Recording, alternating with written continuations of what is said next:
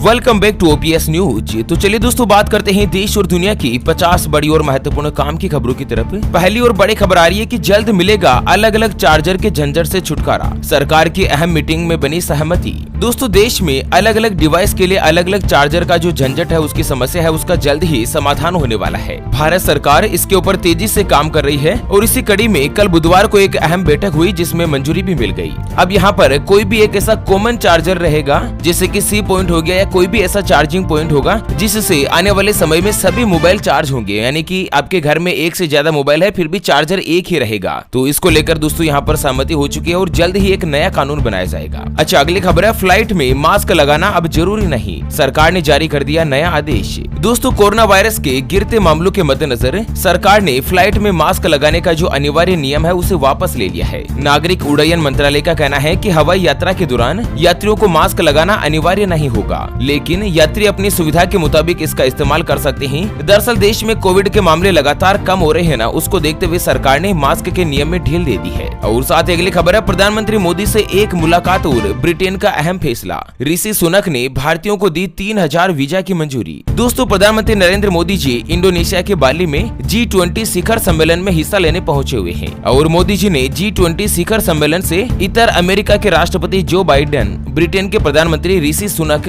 और फ्रांस के राष्ट्रपति एमेनुअल मैक्रों के साथ ही अन्य वैश्विक नेताओं के साथ अनौपचारिक बातचीत करी। तो यहाँ पर क्या है कि अमेरिका को दोस्तों 3000 वीजा और 2 साल तक काम करने की पेशकश की गई है। भारत देश के लिए एक बड़ा तोहफा यहाँ पर नरेंद्र मोदी गवर्नमेंट ने दिया है। ठीक है, चलिए बड़ी खबर आ रही है मोबाइल सिम कार्ड के लिए सरकार ने जारी किया नया नियम, ऑनलाइन बैंकिंग वाले ध्यान दें वरना उठाना पड़ेगा नुकसान। दोस्तों दूर संचार विभाग की तरफ से नया सिम कार्ड पॉलिसी लागू कर दी गई है जिससे ऑनलाइन बैंकिंग करने वाले यूजर्स को मालूम होना चाहिए। दरअसल सरकार सिम कार्ड के जरिए होने वाले फ्रॉड को रोकने में नया नियम जारी किया है। अच्छा, नए नियम में क्या होगा ना, एक तो जैसे आप नया सिम कार्ड लोगे ना तो उसके साथ में आपको एक पुराना नंबर देना जरूरी होगा और सिम एक्टिवेट होने के 24 घंटे के अंदर अंदर मोबाइल कंपनी वाला आपको SMS भेजकर कंफर्म करेंगे कि आपने सिम कार्ड लेने की रिक्वेस्ट करी या नहीं, और उसके बाद ही मित्रों सिम कार्ड को एक्टिवेट किया जाएगा। कुल मिलाकर क्या है ना कि अब नया सिम कार्ड जो 24 घंटे के अंदर अंदर ही एक्टिवेट होगा, अब तक जो है वो हैंड टू हैंड एक्टिवेट हो जाता था। तो लगातार बढ़ रहे बैंक फ्रॉड के मामलों के मद्देनजर सरकार ने इस तरह से कुछ बड़ा फैसला लिया है। चलिए अगली खबर आ रही है कि लॉन्च हुई देश की सबसे सस्ती इलेक्ट्रिक कार, 4,79,000 रूपए में PMV इलेक्ट्रिक ने पेश करी EASE सिंगल चार्ज में होगी 200 किलोमीटर की रेंज। आपको बता दें मुंबई बेस्ड इलेक्ट्रिक वाहन निर्माता कंपनी PMV इलेक्ट्रिक ने भारत देश की सबसे सस्ती इलेक्ट्रिक कार EASE को लॉन्च कर दिया है और इस कार की जो कीमत होगी वो 4,80,000 रूपए के आसपास है और एक बार चार्ज करने के पश्चात 200 किलोमीटर की रेंज मिलेगी। अच्छा, सबसे बड़ी खासियत क्या है ना कि इसे चलाने के लिए दोस्तों केवल मात्र आपको 75 पैसे का 1 किलोमीटर का खर्चा आएगा, जो कि आपकी बाइक से भी बहुत कम होगा। इस कार में 10 किलोवाट की क्षमता की लिथियम फॉस्फेट बैटरी का इस्तेमाल किया गया है जो कि करीब 20 HP की पावर जनरेट करने में सक्षम है। टॉप स्पीड इसकी 70 किलोमीटर प्रति घंटे के आसपास रहेगी और 11 अलग अलग कलर में इसको लॉन्च किया गया है। और इस कार को अगर आप बुकिंग करना चाहते हैं तो मात्र 2000 रूपए में आप इसे बुक कर सकते हैं। चलिए अगली खबर है गूगल पे ने जोड़ा नया फीचर, अब यूजर्स के लिए और भी आसान होगा बिल पे करना। दोस्तों अगर आप भी गूगल पे का इस्तेमाल करते हैं ना तो आपके लिए अच्छी खबर है। आज से गूगल पे ने एक नया फीचर शुरू कर दिया है। इसके अंतर्गत क्या है ना कि ऑटोमेटिक रिकरिंग पेमेंट की सुविधा शुरू कर दी गई, यानी कि अगर आपका कोई भी बिल जैसे कि मोबाइल बिल, गैस का बिल, बिजली बिल, ये सभी अपने आप ही चुकता हो जाएंगे। इसके लिए आपको मैनुअली पेमेंट करने की जरूरत नहीं होगी। चलिए अगली खबर है अब डाक टिकट पर देखिए अपनी खुद की तस्वीर, मनपसंद फोटो लगवाने के लिए देने होंगे मात्र इतने रुपए।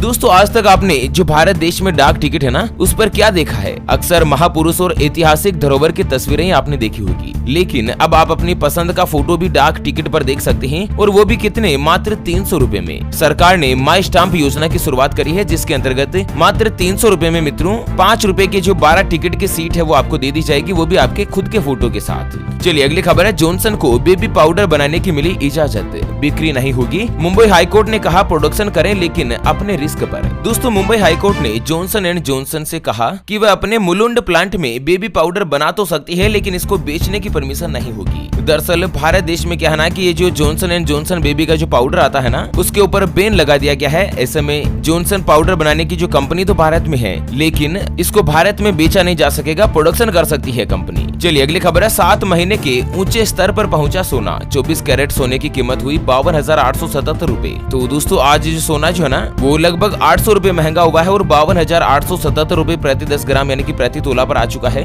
जबकि चांदी की अगर बात करें तो चांदी 234 रूपए महंगी होकर 61,824 रूपए प्रति किलोग्राम पर आ चुकी है। अच्छा अगली खबर है, योगी कैबिनेट का बड़ा फैसला, पुराने महल हवेलियों में खोले जा सकेंगे हेरिटेज होटल, नए पर्यटन नीति से मिलेगा इको टूरिज्म को बढ़ावा। तो दोस्तों उत्तर प्रदेश में मुख्यमंत्री योगी आदित्यनाथ की बैठक में इलेक्ट्रॉनिक विनिर्माण नीति 2020 में संशोधन किए जाने को मंजूरी दे दी गई और इसके तहत अब उत्तर प्रदेश में कोई भी पुराने महल है या हवेलियां है इसमें हेरिटेज होटल वगैरह खोले जा सकेंगे ताकि राज्य को एक अलग ही इनकम होगी। अच्छा अगली खबर है, ट्विटर ब्लू टिक इस दिन होगा रिलॉन्च, एलन मस्क ने किया ऐलान, नए पुराने सभी अकाउंट को ब्लू टिक के लिए देने होंगे पैसे। तो दोस्तों ट्विटर को खरीदने के बाद एलन मस्क लगातार इसमें बदलाव कर रहे हैं, लेकिन कुछ चीजें फायर बैक भी की जा सकती है। कंपनी ने हाल ही में Twitter blue tick subscription feature जारी किया है जिसमें लगभग $7.99 का जो चार्ज है वो देना होगा और 29 नवंबर के दिन इस फीचर को रिलॉन्च किया जाएगा। और वहीं अगली खबर आ रही है, मुख्यमंत्री सारथी योजना सहित कई अन्य योजनाओं की हुई शुरुआत, सीएम हेमंत ने राज्यवासियों को दिए कई बड़े तोहफे। तो झारखंड के मुख्यमंत्री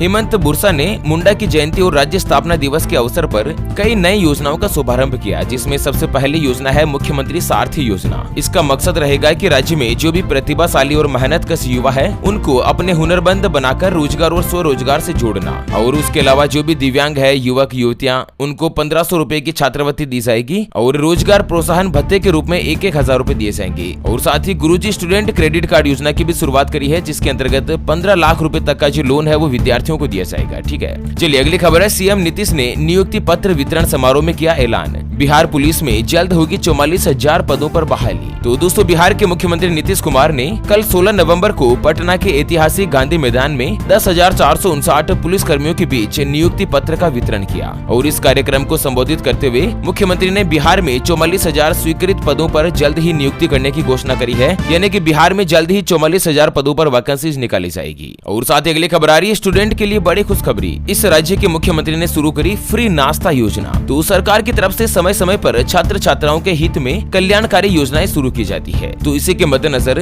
तमिलनाडु सरकार ने 1545 स्कूलों में फ्री नाश्ता योजना के नाम से शुरुआत करी है और लगभग 1 लाख विद्यार्थी इसका फायदा उठाएंगे। तो इस योजना के अंतर्गत विद्यार्थियों को दोस्तों स्कूल टाइम के अंतर्गत ही नाश्ता करवाया जाएगा। चलिए अगली खबर है, इस राज्य के किसानों के लिए बड़ी खुशखबरी, सीएम ने जारी करी 200 करोड़ की सहायता राशि। तो उड़ीसा के किसानों के लिए बड़ी खुशखबरी आ रही है। दरअसल यहाँ के मुख्यमंत्री नवीन पटनायक ने राज्य के सूखा प्रभावित क्षेत्रों के लिए करीब 200 करोड़ रुपए की सहायता राशि की घोषणा कर दी है और इसका जो पूरा खर्च है वो उड़ीसा सरकार ही वहन करेगी, जिसमें कोई भी किसान अगर सूखे की घटना से प्रभावित हुआ है तो उसको सहायता राशि दी जाएगी गवर्नमेंट के द्वारा। अच्छा अगली खबर है, इलेक्ट्रिसिटी बिल की नई सुविधा, QR कोड से कर सकेंगे बिजली बिल का भुगतान। तो दोस्तों जबलपुर से बड़ी खबर सामने आ रही है कि आप बिजली बिल का जो पेमेंट है ना वो अब QR कोड के जरिए भी कर सकते हैं और QR कोड स्कैन करने के बाद उपभोक्ता सीधे कंपनी की साइट से जुड़ जाएंगे। इसके बाद वो चाहे तो ऑनलाइन बिल पेमेंट कर सकते हैं और ये बिल सीधा कंपनी के खाते में जाएगा। चलिए मिजोरम से बड़ी दुखद खबर आ रही है, खदान में दबे 11 मजदूरों की गई जान,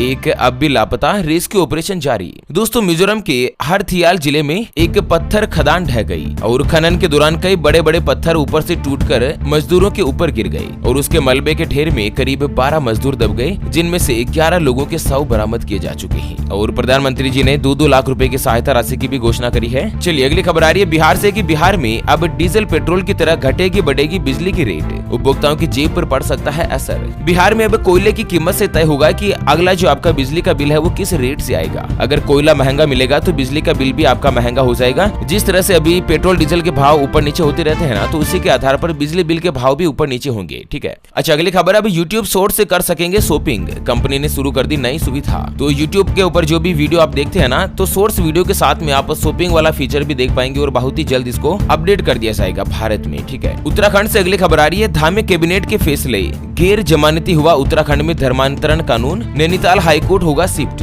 तो दोस्तों उत्तर प्रदेश की सरकार में धर्म परिवर्तन कानून को लेकर एक बड़ा फैसला हुआ है। धर्मांतरण कानून सख्त बनाया गया है और इसे गैर जमानती अपराध के रूप में डाल दिया है, यानी कि अगर कोई भी धर्मांतरण जबरन करवाता है तो उसकी जमानत तक नहीं होगी। चलिए अगली खबर है, इस राज्य में प्राकृतिक खेती के लिए 5,000 रूपए देगी सरकार। जानते हैं यहाँ पर पूरा प्लान। तो उत्तराखंड में हर साल प्राकृतिक खेती करने के लिए किसानों को 5,000 रूपए प्रति हेक्टेयर की प्रोत्साहन राशि दी जाएगी और उसके अलावा खेती की ट्रेनिंग और खाद बनाने के तरीके भी यहाँ पर सरकार के द्वारा बताए जाएंगे। चलिए एक और खबर आ रही है, उत्तराखंड में भूकंप के अलर्ट का बढ़ेगा दायरा। राज्य में लगाए जाएंगे 350 नए सेंटर। तो उत्तराखंड में भूकंप अलर्ट सिस्टम को अधिक प्रभावी बनाने के लिए लगातार प्रयास हो रहे हैं और भूकंप की दृष्टि से संवेदनशील और ज्यादा जनसंख्या वाले 800 नए स्थानों पर सायरन लगाए जाएंगे, जिससे भूकंप आने से पहले ही आपको सायरन बजाकर इंफॉर्मेशन दी जाएगी। अच्छा अगली खबर है, भगवंत मान सरकार का बड़ा फैसला, 500 और आम आदमी क्लिनिक खुलेंगे, 26 जनवरी को मिलेगी सौगात। तो पंजाब में दोस्तों 500 और क्लिनिक नए खोले जाएंगे। और वहीं अगली खबर है, हरियाणा में अब लर्निंग लाइसेंस बनवाना होगा आसान, आवेदन के लिए करना होगा बस छोटा सा काम। तो दोस्तों अगर आप ड्राइविंग लाइसेंस बनाने जा रहे हैं हरियाणा में, तो परिवहन विभाग की ऑफिशियल वेबसाइट पर ही आपको लाइसेंस वाले ऑप्शन में ऑनलाइन अप्लाई का ऑप्शन शुरू कर दिया गया है। अब आपको आरटीओ के चक्कर लगाने की जरूरत नहीं होगी। अच्छा यूपी के वाराणसी से बड़ी खबर है, प्रोहिबिटेड ऑर्डर हुआ जारी, अब बिना परमिशन के नहीं होगा जुलूस या धरना।